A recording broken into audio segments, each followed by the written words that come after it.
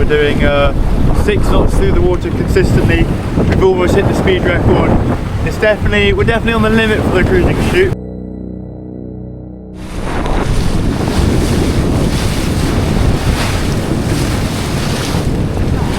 Sorry, you want tack line off?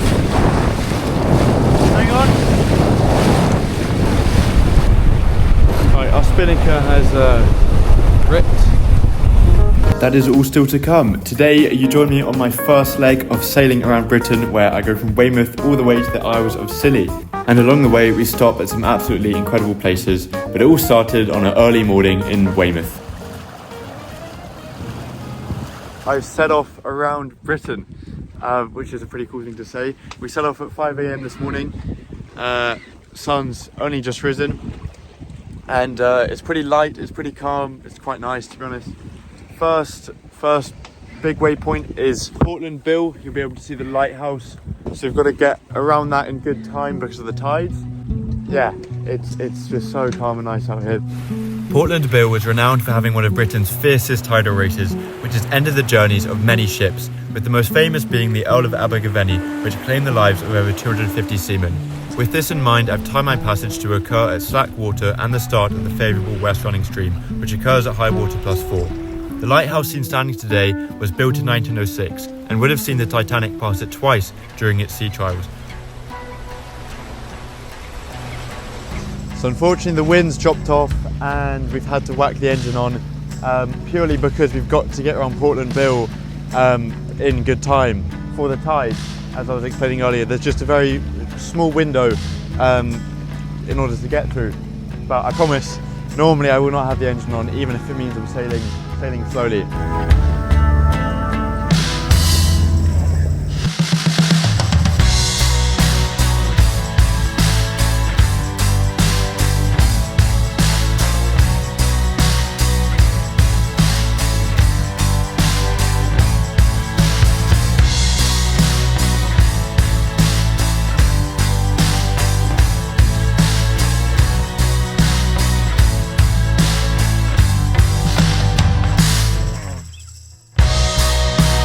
So here we go, this is the start of my round Britain trip.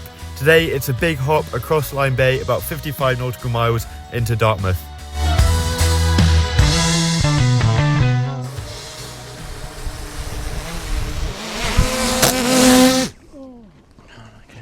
The drone's okay, this rotor's not, but luckily I've got quite a few spares. Got to remember that I've got a big bit of wire here. I've just come down below to take a look at where we might anchor tonight. So here I've got what's called a cruising guide. This basically looks at all the different sort of shelters, so harbours, marinas, anchorages. It gives you advice on getting into them, so that's advice like tidal races, depths, sort of where the shelter is. So I'm going to have a look through what the entry is, the hazards are, and the approach.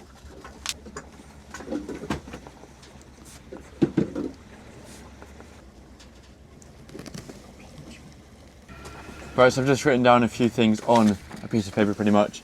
Just what the VHF channel is, small things like saying the ferries have priority, where the anchorage is, where the visitor pontoons are, and because we're coming in the day time, I don't need to write things like all the lights of the buoys and things, because obviously you can kind of see where you are, so it's much more straightforward. So it looks really nice where we're going to be, and I'm looking forward to getting there.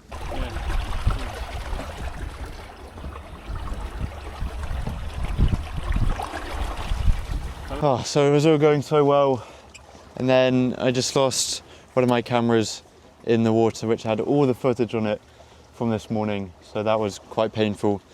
It was my own stupid fault for not tying it on, but it got knocked off of my life jacket clip, bounced there and in. I just had it on here and it got knocked by the main sheet. Such a pain. Anyways, we are 2.5 hours away from Dartmouth. You can actually see land there, and oh yeah, I've got the cruising chute up. You would have seen that on the other camera, but that is now at the bottom of the sea. But yeah, the wind's dropped off, so even with this we're only doing 4 knots, and tide is slowly turning against us.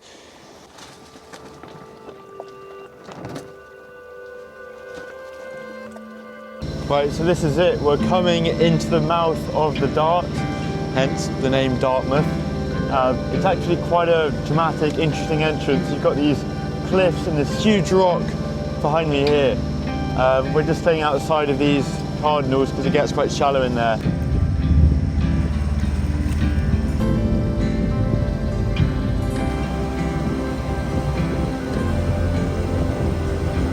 It's such a beautiful place. Something about it was a bit like Jurassic Park. And in a second I'll call up the harbour master and see where we can moor. Dart nav, this is sailing vessel Skuma, over. Skuma, Dart nav, good afternoon. Dart nav, this is Skuma. We are a 26-foot sailboat. Is there space on the DA pontoon, Delta Alpha? Skuma, Dart nav, yeah, that's affirmative. If you head up to the DA pontoon, there's plenty of space for you. Just find yourself a suitable gap. Okay. So 11 hours and 55 miles later and we'd done it, but I was straight up the mast to fit a new Windex. But it was just such an awesome, easy day. If only it could always be like that.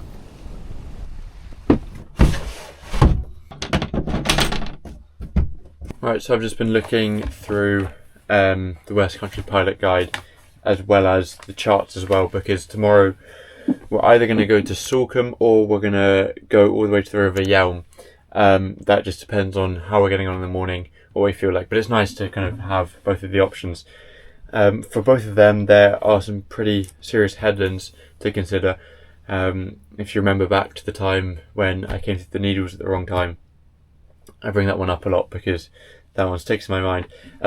Basically all of these headlands have tidal races, and so it's important to time them right, a bit like Portland today. And yeah, so I'm just looking what the times are when the race is there, and yeah, there's just three to consider tomorrow. Okay, so we've woken up, it's about 8 in the morning and we're just about to head off.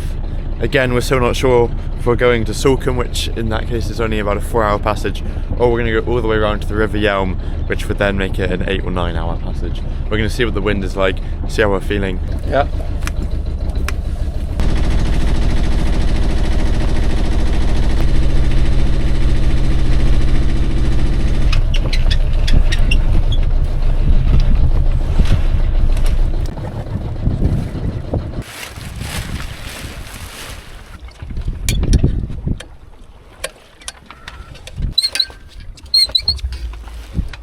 Go.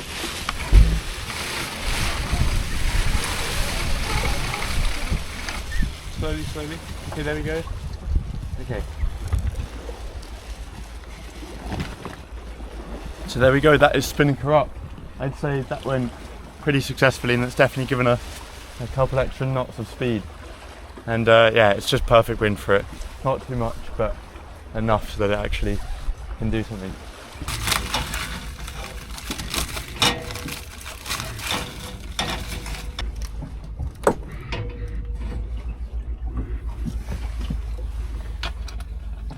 Telling our patrons where we're going. Right, so unfortunately because of the wind our heading has changed from going that way to this way, so we're gonna have to stick a jibe in.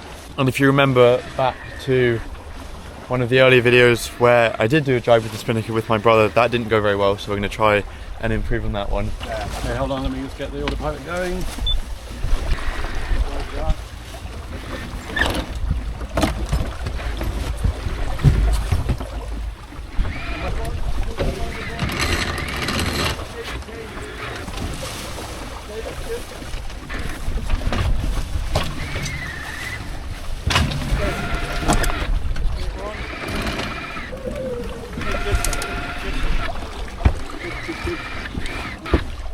Well done, Dad. That was good.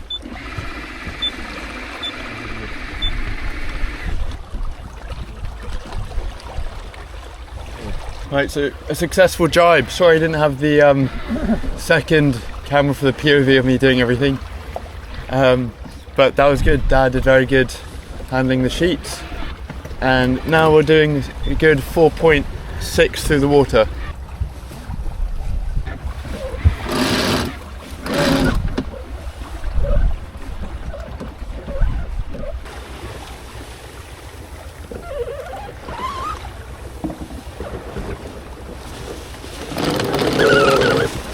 we made a decision as to where we're headed. We're going to go to the River Yealm, which I've been told by so many people is a really beautiful spot.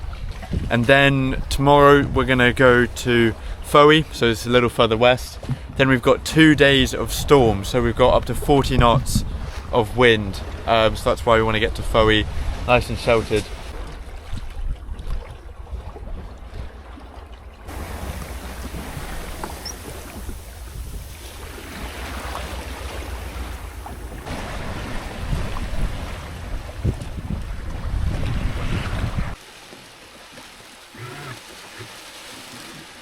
We're really losing all wind here.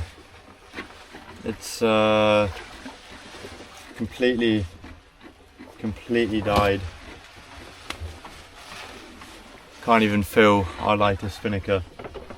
But we're not in any rush. We've still got some tide going with us. So we're gonna eat some lunch and then think about possibly sticking the engine on.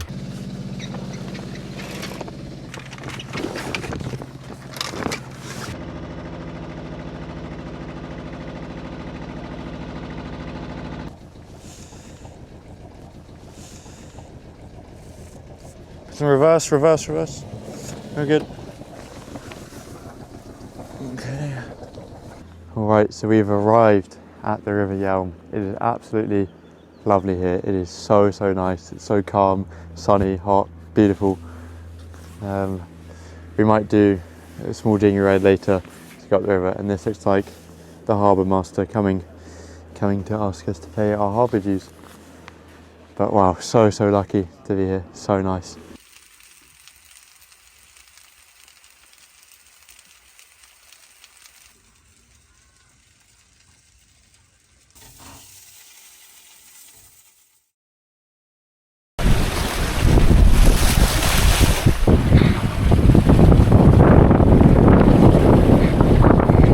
So it is day 3 and we are currently en route to Fowey. So we've left the River Yealm this morning. I think we both caught up on some good sleep. It was just so nice there and relaxing. Except there was a halyard banging on the mast at 3 AM, which didn't wake me up, but Dad getting up to fix it did. Anyways, it's again just another perfect sailing day. We've got a bit more wind today, sort of 15 gusting, 20-25.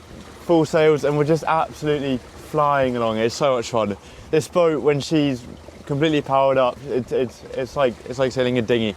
So much fun. We've hit our boat speed record today. We got 6.5 knots through the water, which is just absolutely nuts. It's quite a bit colder today actually, so I've just been down below to put on this Smart Firm mid layer from Henry Lloyd. This is really good. I've been wearing it all the time when I wake up. I just chuck it on. It's just such an easy way to kind of get warm.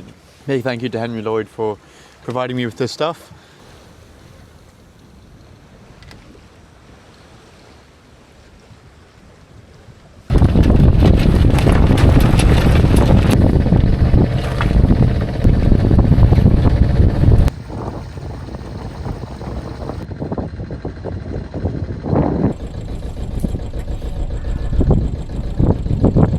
Right, so I'm now going to ride on the dinghy and go into the town of Fowey to go and explore it and to get my hair cut, which has gotten way too long.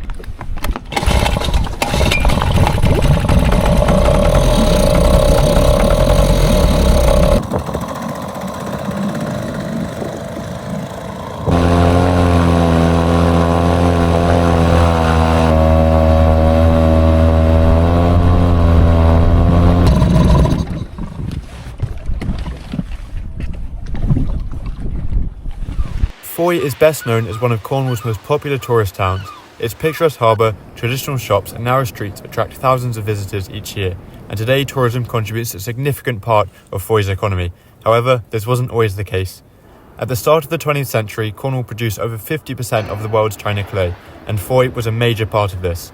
At its peak, Fowey exported 3 million tonnes of clay per year, but today that number has dropped to 500,000, and the usage has also changed from crockery to paper and cosmetics. So, after a couple of days of bad weather, we were off again and headed to Falmouth, where I drop off Dad and pick up my next crew member, Chris.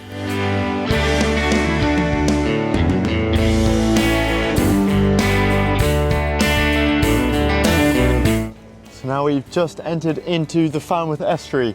It's my first time being here, and we're sailing in full sails.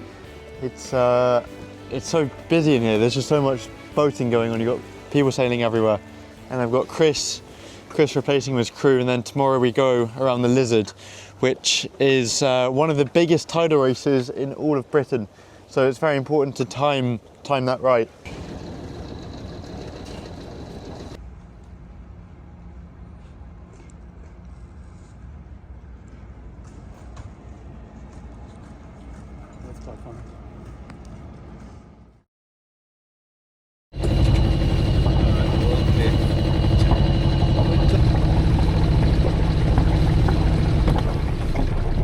Right, it's a pretty grizzly day, so I've been down below to put on some more waterproofs. I've got the Henry Lloyd Elite Offshore stuff.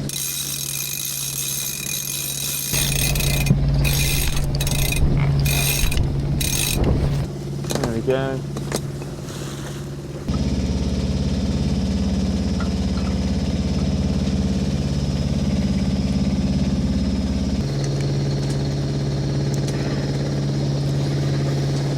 So being pushed with 2 knots of tide, we can see our speed over ground here is 6.5, and yeah, so we're just going to get spat out. We're keeping a good clearance off at the Lizard because there are overfalls here, and yeah, that's the big hazard. You can see there we are. This is the southernmost point of Britain. Right, so I'll just read to you what it says here in the cruising guide about the Lizard. It says, the Lizard has been dubbed the graveyard of ships. Hundreds of known wrecks are found in this area. New ones are being discovered all the time. The Lizard is a huge granite headland and a true tidal gate, deserving of a menacing reputation. Tidal streams average nearly 3 knots. Alright, so behind me you can see the Lizard, the southernmost point of Britain. So that's really exciting. It's a huge landmark on the trip, and yeah, we seem to have timed it well with the tides. We've actually got 3 knots of tide, almost 3.5, pushing us through. There we go. We just hit 8 knots speed over ground, which is absolutely nuts. Yeah, that's such a cool thing, because the Lizard, as a sailor, is just one of those places which you kind of hear about, hear sort of stories about it, and here I am passing it.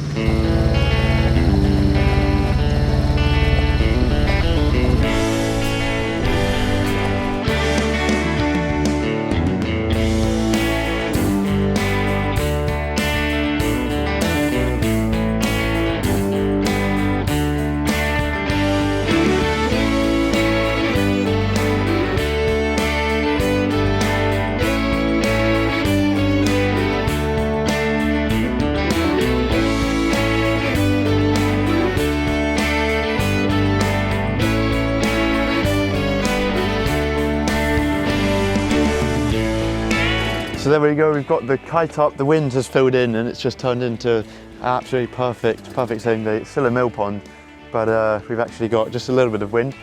We've changed our destination. We're going to go to St. Michael's Mount, which is that sort of famous castle on a big sort of hill that's sort of an island, but sort of not.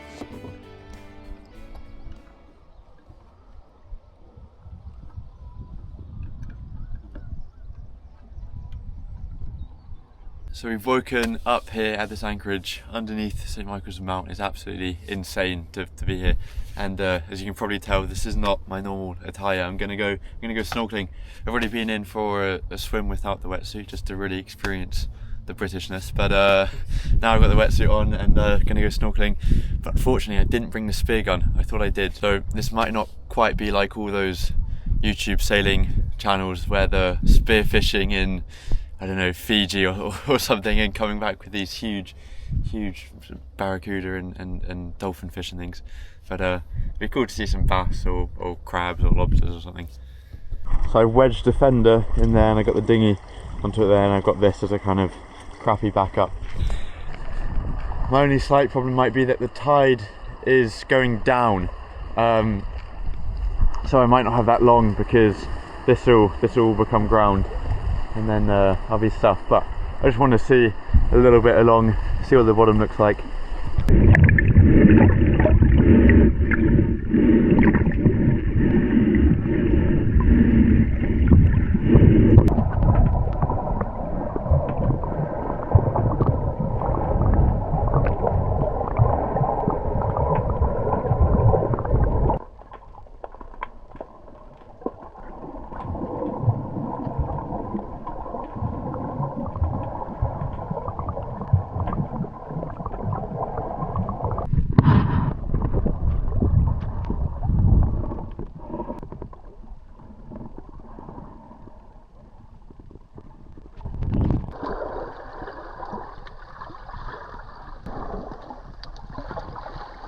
incredible.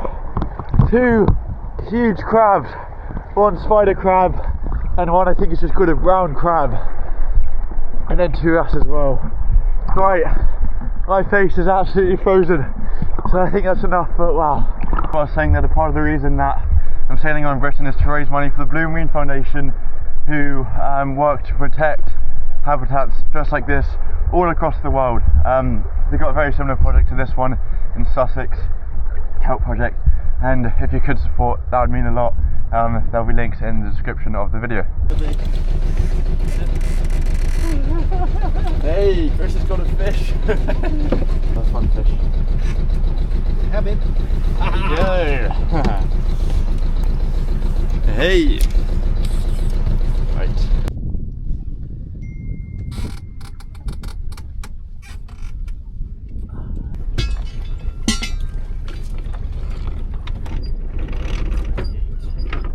Right, so Chris and I have just been doing our passage plan to get to the Scillies tomorrow, and this is where it's great to have a whiteboard because you can just write all these bits up here and you can easily see it from outside. So the Isles of Scilly are these set of islands about 30 miles off of Land's End, so that's the end of Britain. It's somewhere that I've always wanted to go. It just looks so beautiful, so many good beaches and things, but there are a couple of things that make it a bit tricky, the passage.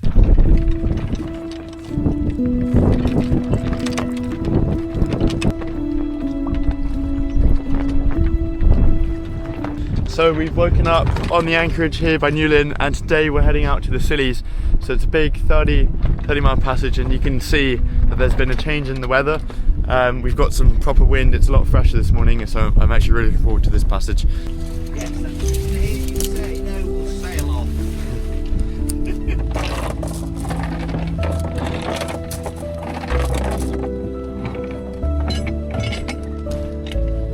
I got the stick.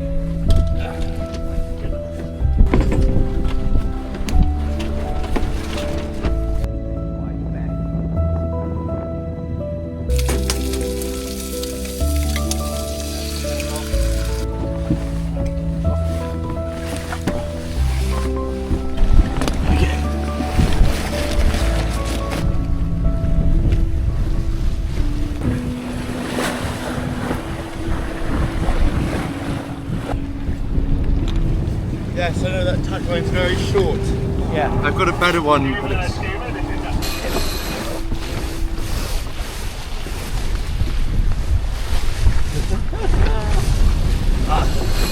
Hey! Okay, we're up. We're up.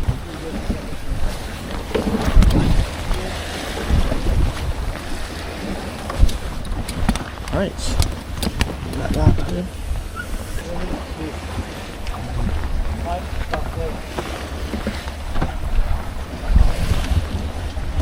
That's it, about there. Just leave it while I... Done. What's that done to our pace? 5.3! Hey! Right, so we're absolutely racing along with the cruising chute up. I love it when it's like this. The boat just feels like a big dinghy. So much fun. We're doing 6 knots through the water consistently. We've almost hit the speed record a couple of times. We're definitely on the limit for the cruising chute, but we're holding on for now.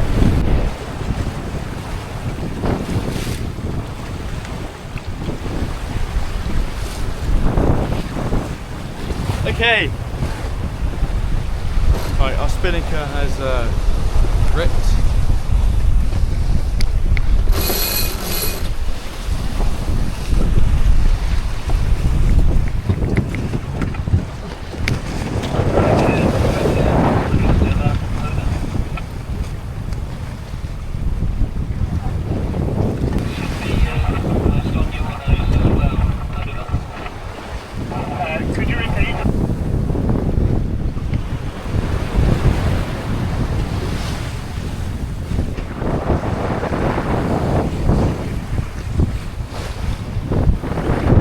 Right, so we've lost the cruising chute. That's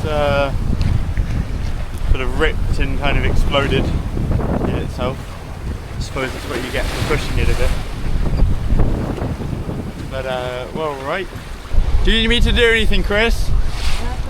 Okay. Tack line off. Hang on. Right, the tack line's free. That's the old spinnaker recovered. Alright, so you can see us here. We're just coming into the TSS. Don't appear to be any big ships, so I've not got the active radar on just yet.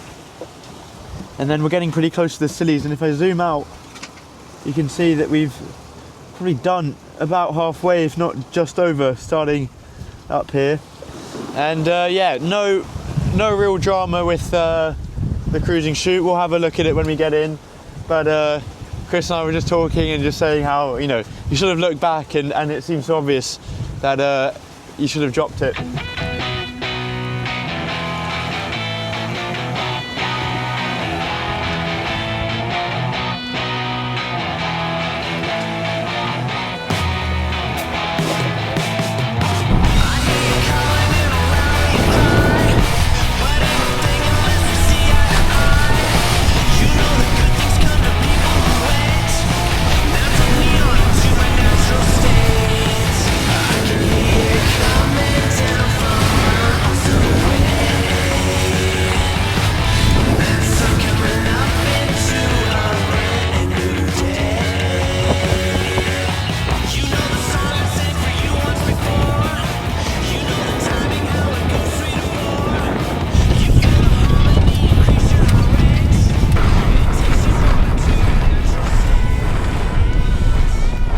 Right, so we've arrived at this extraordinary anchorage.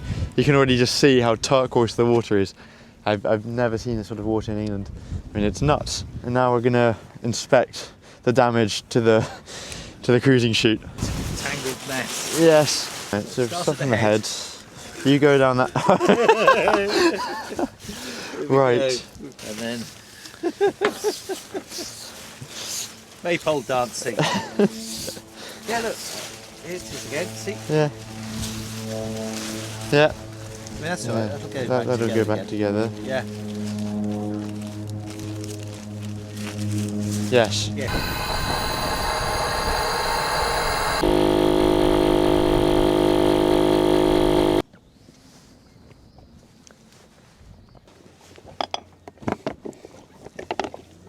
Alright, just gonna see whether my modification has worked. Just put it like that. Hey.